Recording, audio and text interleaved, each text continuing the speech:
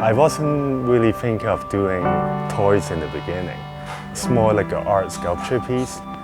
Like nothing is really planned out.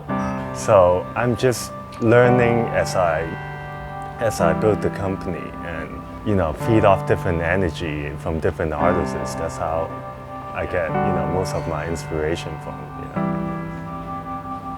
I grew up half of my life in Hong Kong and the other half in Canada and US. So after I graduated, going to art school, I pretty much came back to start my company called GarageWorks and Made by Monsters. The whole concept behind it is more fusing classic elements and modern interpretation to make the product kind of thing. I'm always intrigued by the construction of the piece. Pretty much I always buy a lot of existing models and toys, and I would break it apart, take all the screws out and try to figure out what's in there and how to build this.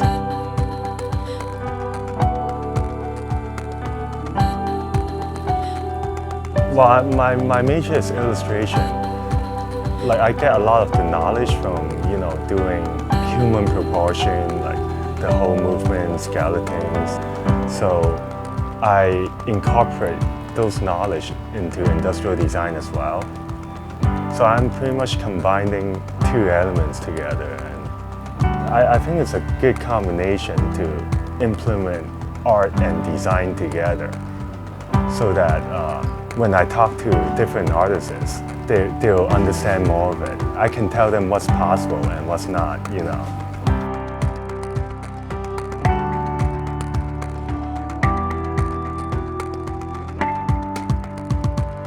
I actually reached out to Jim Phillips first.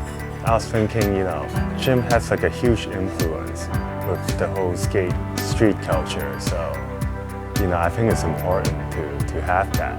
I noticed a lot of people who bought this sculpture is actually artists themselves, So I think it's a really good starting point for me to reach out other street artists after I did the Jim Phillips Screaming Hand toy.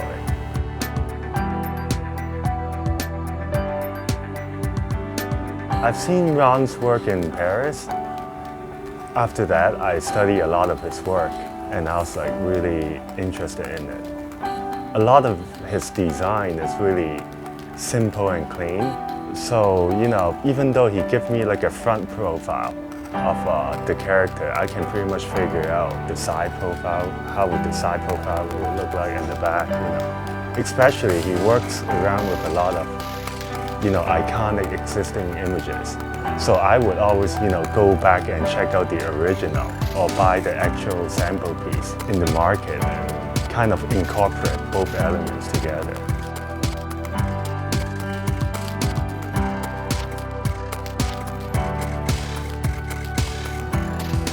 I'm always trying to look for a new method of making things different or presenting things differently, And also, I think it's really important to understand the foundation of anything you create. Study the history first, or know where it's from, then evolve with a new interpretation.